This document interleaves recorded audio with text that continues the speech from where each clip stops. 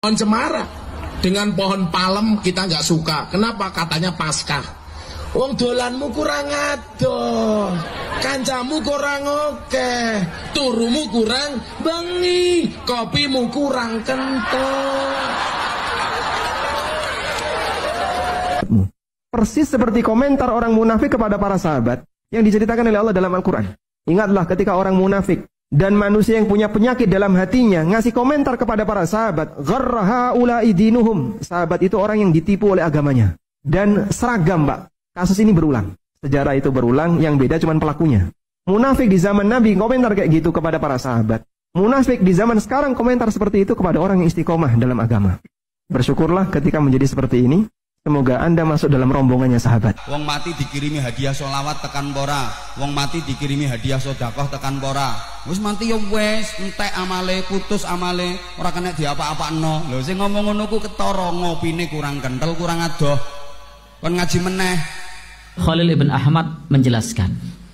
Yang keempat adalah orang yang bodoh tetapi ia tidak menyadari kalau dirinya bodoh. Nah, ini yang susah.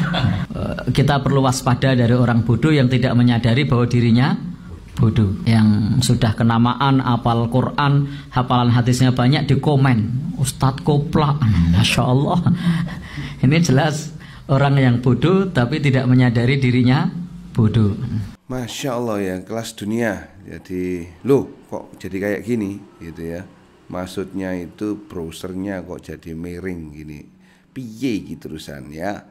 Oke, sebelum saya komentar, kawan-kawan sekalian, terima kasih sudah mau join di mana, di apa namanya, di akun ini ya. Saya ucapkan terima kasih banyak bagi jenengan yang saat ini. Oke, saya gedein sedikit ya, manual saja karena memang saya masih pemula dalam membuat reaksi video. Jadi begini, teman-teman sekalian, ini menurut hemat saya dan bisa saja ini adalah kesalahan apabila saya komentar akan hal ini.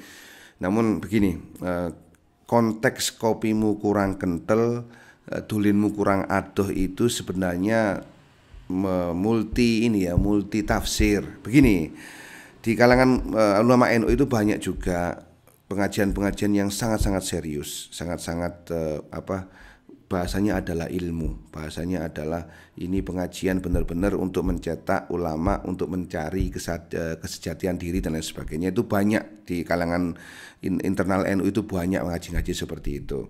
Nah, yang jadi catatan saya adalah hal ini disampaikan dalam prosesi dakwah yang masif ya, syiar. Jadi ketika syiar itu kita perlu ulama-ulama yang paham konteks betul ya, bagaimana masyarakat ataupun yang orang-orang yang diceramahi. Nah, disinilah kemudian hal kontekstual itu penting sekali, Pak Bro. Jangan sampai kemudian kita itu mengklaim bahwa mereka ini termasuk orang yang munafik lah, mereka ini tidak tidak paham, tidak tahu dan tidak mengetahui kalau mereka tidak tahu alias bodoh kan begitu. Jadi begini, ngaji itu bisa di mana saja ya kan, bisa ngaji sangat serius, bisa dalam konteks syiar.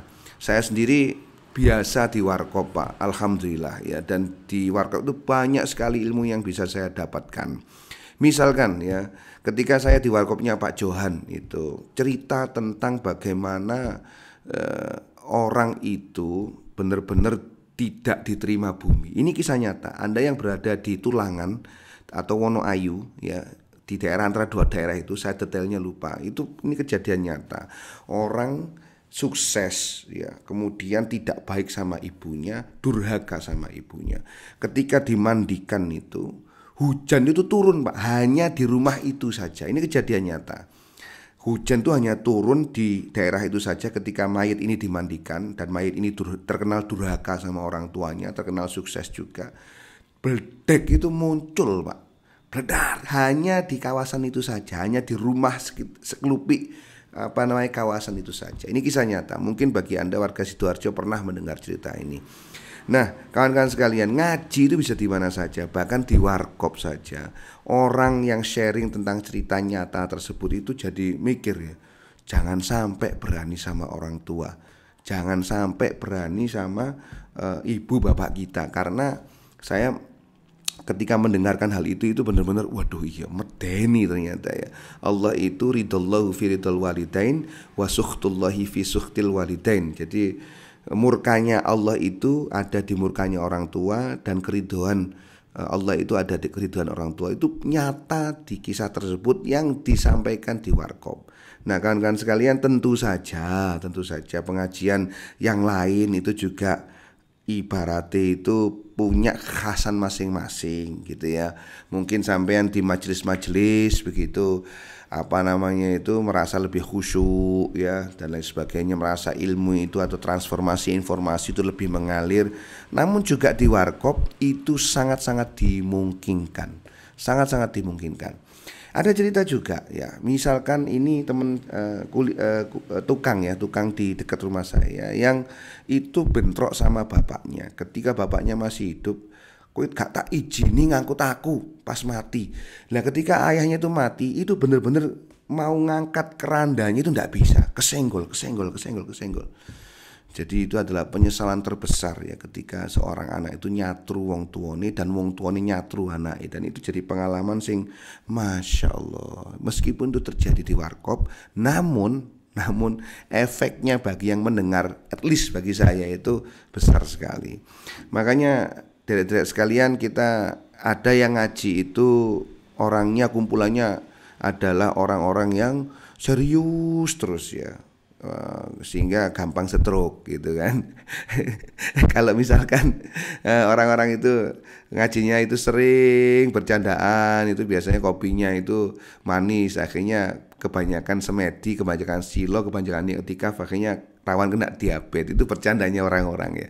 Jadi alhamdulillah jangan sampai kita menuduh yang lain, misalkan itu itu munafik lah, seperti yang terjadi di zaman para sahabat. Dan zaman itu berulang, sejarah itu berulang, sekarang dilakukan oleh orang-orang internal Islam, yang itu Anda ngarahnya bikin kontennya itu adalah ulama-ulama, kiai-kiai, dai-dai, NU. Jangan sampai. Jadi kawan-kawan sekalian, setiap dakwah itu punya pasarnya masing-masing, punya orangnya masing-masing. Jadi jangan sampai mengeklaim ya. Nah kebanyakan orang NU itu juga gitu. Rata-rata orang NU itu hanya reaktif, defensif ya. Melakukan kegiatan untuk malam Jumat itu kita ziarah kubur, diarani syirik ya kan. Kita ngasih Al-Fatihah diarani tidak sampai gitu kan. Makanya kita berusaha menjelaskan gitu loh. Kita punya keyakinan bahwa itu sampai gitu kan, bahwa hal itu pernah juga dilakukan di zaman Rasul kan gitu. Anda bisa cek lah, banyak itu kan. Musik misalkan, Rasul sendiri juga pernah menghadiri acara yang di situ ada musik hadrahnya. Jadi memang yang mengharamkan musik ya silakan mengharamkan. Jangan sampai yang mengharamkan itu kemudian ngomong kepada yang menjalankan hal-hal yang dikatakan haram oleh mereka itu nggak diterima oleh Maha Kuasa dan sebagainya. Itu bid'ah, itu tidak masuk gitu ya. Jangan sampai. Makanya dulur-dulur sekalian yo saling toleransi lah, saling memahami. Jangan sampai kita mengeklaim hal-hal demikian itu.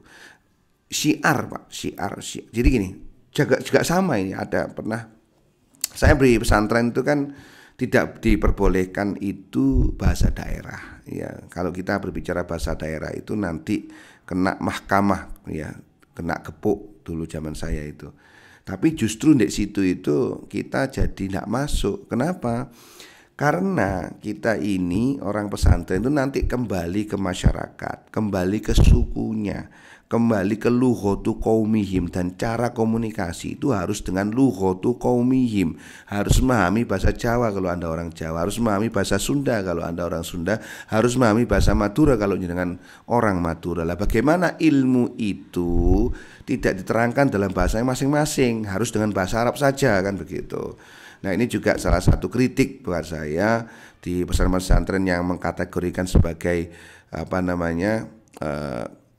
pesantren progresif ya, bahwa lughotu qaumihim ini penting gitu loh. Jangan sampai tidak terjadi, jangan sampai kita hanya paham bahasa Arab saja tapi tidak bisa menyampaikan. Skripsinya bahasa Arab, bahasa Inggris, tapi apakah nanti Anda balik ke daerah Mojowarno atau misalkan di daerah Bangsal Mojokerto, Anda mau pakai ceramah bahasa Inggris, ya lucu Pak, kan begitu. Gitu saja. Wallahu a'lam bishawab. Saya mohon maaf jika ada kata-kata yang salah atau tidak sependapat. Matur nuwun.